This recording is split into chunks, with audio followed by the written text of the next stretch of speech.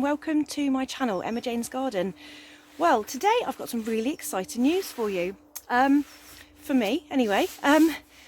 I was contacted by the lady who I used to get my flowers from last year. So last year my plot was quite small, so when I needed extra flowers, she only lives like 3 miles away from me, so I used to go and get some spare flowers from her. Unfortunately, she had a bit of an accident over the winter, which meant she's unable to get around her plot so easily, and some other bits and pieces that have gone wrong for her, bless her. So luckily for me, she asked me if I would be interested in any of the plants that she had. Of course I said yes, and I went over on Monday and I collected quite a lot. My car was rammed and it was a bit of a rush because I nearly didn't get back to pick the kids up from school. So unfortunately I didn't document it, so I'm a bit annoyed about that because I really should have, because the car was full. But I got from her so much stuff. So we'll go up to the plot in a minute and I'll show you exactly what we got. But I did get some beautiful roses from her. Okay, this time of year isn't the best time of year to be taking them, as they're putting all their energy into making leaves and flowers rather than roots. You should really move them in the autumn, but needs must, and they needed moving. So I chose 3. She couldn't remember which ones were which because some of the labels had come sort of just worn away and you couldn't read the labels anymore. But she said they were all different. So I've managed to find, when we dug them up, there was labels right underneath the soil. So one is called Arthur Bell, which will put a picture up of. And then there was one which hasn't got a name, I'm not sure on that one. And then the other one we dug up, which is the last one, was called Lady Emma. So Lady Emma Hamilton, actually. But I had to have that one. When we dug it up, she was like, well, that's meant to be, you've got to have that one. So Lady Emma has taken pride of place, and she's huge as well. So when I went back to collect the stuff the next day, she also had dug up these dahlias, which she said I could have. I mean, look at the size of these. I mean, they take up that whole crate. But she can't remember what these colours were. She had a huge dahlia field. So we've got one there. I've actually just put one in the ground. It was about that size. And then there's another one here, but I've managed to split this one because there was a few rotten bits here. A few rotten bits. Which I wasn't keen on keeping, so I've managed to split it, and this has got some eyes. If I can focus, there we go. It's got some eyes coming, so this has come off that big one. So even if that big one doesn't do well, I've got one here. So my focus isn't working. Right, okay. So then also she had 2 massive 30-foot tunnels, which obviously nothing, mine's nothing compared to hers, but she had cornflowers and things growing. So I've dug up a load of cornflowers. I've got some clary sage, which is over here. I cannot remember what that was. Can't remember, but more cornflowers. And you know what? She had sweet peas. She put these sweet peas in September time, and so they're up and they're already flowering. Now I took a punt on taking some to see whether it would work, and you know what? So far, so good. I managed to put up a bit of a strange looking support for it, but it's working. And these poor things were drooping and looking pretty much like they didn't want to make it. And I've given them all water, and do you know what? 2 days later, they're looking amazing. And the scent coming off them is awesome. So I've got those, and I've also put some up on the top plot. Okay, if we just come around here, I'll show you what else I got from her. So she had loads of ammi that she'd sown back in sort of September, October time, and she did her ankle in October, I think it was. And so she just left them in the polytunnel to get on with it, and hadn't really done much with them. So this is what I got: loads of pots of ammi, which is brilliant because obviously mine's doing really badly up there. I don't know what's happened to it. So now I've got loads of replacements. So I've put some of this over in the plot at home, and I've brought some here. So I'm going to put a little bit in the tunnel because I've got a lot of room in that tunnel. Some of it down here, some on that plot, and I'll put some at home. Therefore I've got a bit of a mixture. So if it is anything to do with, almost looks like, because they're a member of the kind of carrot family, I can't grow carrots here, and I'm now thinking this is probably what this could be. It could be the carrot fly laying in the roots, because the roots look like they've been chewed on, which is why they're not great. So hopefully, now I've got a few more, I will have Amy this year. So this is all really exciting. So let's go and have a look at the sweet peas up at the top. So just before we go up there, again, this is where I'm planting the great big dahlias. I'm going to put a couple here. Now, unfortunately, this bit is near the polytunnel, and this does flood. So I will have to lift them, but I'd lifted them last year anyway, so I thought, why not put the dahlias here, because I'm going to be lifting them anyway. And as we're on our way, I just wanted to show you my peonies. Peonies are looking great. And that one's even got a little flower bud on. Look. There you go. A couple of them have, actually. So yeah, and look at this. This is beautiful. It's going over slightly now. Wallflower. And, excitingly, I've got some astilbe coming. So I've got one here, one at the back, one there, one there, one there, and then I've got some over there as well. And I'm really glad about this, because I planted these on a really wet day. And when I dug into the soil, it was like a pool of water at the bottom, and I was really worried that they were going to have rotted off, but still be like damp conditions. So I thought, well, hopefully they'll be all right. That's why I planted them down here. And they have, all but one have come up, so I'm really happy about that. So I've taken a little bit of time away from the garden today, and I am waiting in a queue at the moment for my COVID-19 vaccination. Yes, I'm that old. So I met the criteria this week to be able to come and get it. So I'm just waiting in the queue for them to come and tell me when it's my turn to get in the queue to go over. So I'll just show you, there's quite a lot of cars. It's really well organised, actually. So that's the vaccination centre in the tent over there. And then there's just queues of traffic up each side, and everyone's parking in lines, waiting.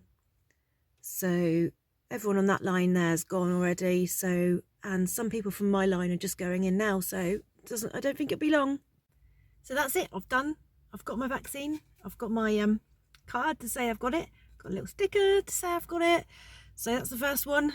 I've just got to come back in July, I think it is, for my second one.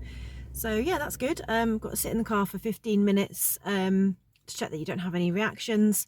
So I'm going to sit here for a minute and possibly edit a video while I'm sat here. But yeah, so great. I'm happy. Okay, so I've had my vaccination now, so we're back to the allotment, and I'll show you what I was going to show you earlier, which was the sweet peas that I'd got from the lady that I planted outside. So let's go and have a look at those. So these are the sweet peas that came from the lady as well. They're actually doing all right, considering they've come out of a tunnel and they came straight outside. It was a nice day when I planted them, but we've had rain for a couple of days. Well, not a lot of rain, a little bit of rain. So luckily it's not been too cold overnight. I mean, they're looking okay.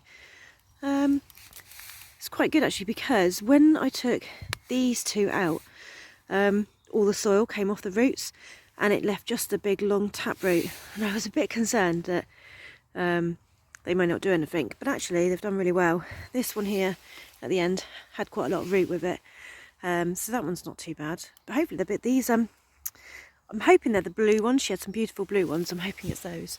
And those are the ones that I did the other day. So this plot's changed a little bit. I can't remember if I'd shown you it with the fencing around. So I've put this blue scaffold netting around. One, to stop the wind, and two, it was the cheapest. I got it for free, so it was the cheapest way of refencing this plot. But it does filter some of the wind as well, so that's good. I just need to put a gate, because at the moment I've got no gate, I'm just holding it shut. I need to get a gate on there. Okay, so let's have a look what I got. So these are some of the plants I was given the other day. So we've got some sweet rocket, which is an absolutely beautiful purple colour. So I've got some of the lilac, and we're hoping I've got some white. She had a bit of both. So we took some clumps. It's another clump and another one. So we took some clumps from a few different places. This is actually Nichilia, and I've actually got this one already, but not in such a massive one. That one is called the Pearl. So it's got little white flowers to it, little double flowers. It's really pretty in bouquets. See if I can find a picture for you and put it here. So that's that one there, and then these, which I'll tell you about the rhubarb leaves. These are some more yarrows. These are some multicoloured, not really sure what colours. So again, we took some clumps from different areas of her plot. So hopefully I've got different colours there. The rhubarb leaves are a experiment, basically. Last year, look at the scarecrow. It's not mine, it's next door's, but it's on the fence, so it's quite cool. Last year I had someone come in and steal all my rhubarb, which was really annoying. On the plot here, actually, it is the rhubarb, which is just there, that rhubarb there. And they climbed over and they took all the stalks, but they took the leaves off and left the leaves on the ground. And that's how I knew someone had taken it, because there was all these leaves on the ground, and when I looked at the plant, it was like half the rhubarb was, well, actually over half the rhubarb was decimated, basically. And it was early on in the season as well, so it never really recovered. But I left the leaves there because I was so annoyed. And it was when it was quite dry last year, so about this time last year. And when I lifted up the leaves, they were really wet still. So what it does, it's a mulch basically. So it keeps the damp in the soil, so you can see where it's been. Well, you can see the shape of the leaf there. Look. So that's what I've done. Is I thought these guys just were looking a little bit sorry for themselves after being moved. I mean, they're coming back right actually. Stuck underneath the leaf. So I thought I'd try mulching them with the. Yeah, look how damp that is. Look. So it just keeps the soil damp, and I think that's a really good way of mulching your flowers. Okay, so I think this is another sweet rocket, I think. So what else have we got? Some nigella. So this is some nigella that's obviously much further on than my seedlings, and this was a bit of a mixture. So there was a area and it had all these plants in one area. So I think I've got cornflowers, nigella, calendula, and at the back I've got some clary sage. It's in one big clump, but I dug it out like that, so I've just plonked it in like that. It seemed to be happy. This is some phlox.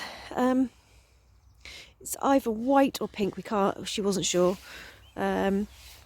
Obviously more nigella. And then this, which again I'm just mulching with the rhubarb, is alstroemeria, and also some buttercup, but I'm not too worried about that. So the alstroemeria is looking very sad now I've done it. They do not like moving, so I probably won't get anything from these this year at all, but next year they will be good, because the tubers obviously will stay in the ground, so next year they'll be good, because it's a big old clump. They're just looking a bit sorry for themselves. And then over here, this is Lady Emma, the rose. So this is Lady Emma Hamilton. So obviously she was really tall. She must have been nearly as tall as me. But unfortunately the lady I got them from, she hadn't been able to go down and prune because she broke her ankle in the October, I think it was. So she hadn't been able to get down there. So none of them got pruned. So this was so tall, and it was the most beautiful looking rosebush I've ever seen. But what we had to do is obviously cut her down. Couldn't have got it in my car anyway, if not. So we cut her down, and hopefully she'll focus some of the energy putting roots in, because it's really the wrong time of year to be moving roses. But needs must, and she needed moving, so we may not get many flowers off her this year, but next year she should flower really well. And then this one, yeah, again, this little guy was super tall. I think this was a fairly new one to her last year. So it got really tall. This one's called Arthur Bell, and that that was one that we found a label on, because we didn't think any of them had names. It was only when we dug them up we found them deep. The labels were sort of buried in with them. And this one here is a mystery. We definitely don't have a name for this one. And again, this one was sort of up here and we had to cut it down. I mean, we would never have got them in the car if we hadn't anyway. So what I've done is I've mulched them with loads of organic manure, farmyard manure, at the bottoms and then around them, and then I'm constantly watering them as well. So hopefully they'll be okay. And then I've got some ones I've actually bought myself.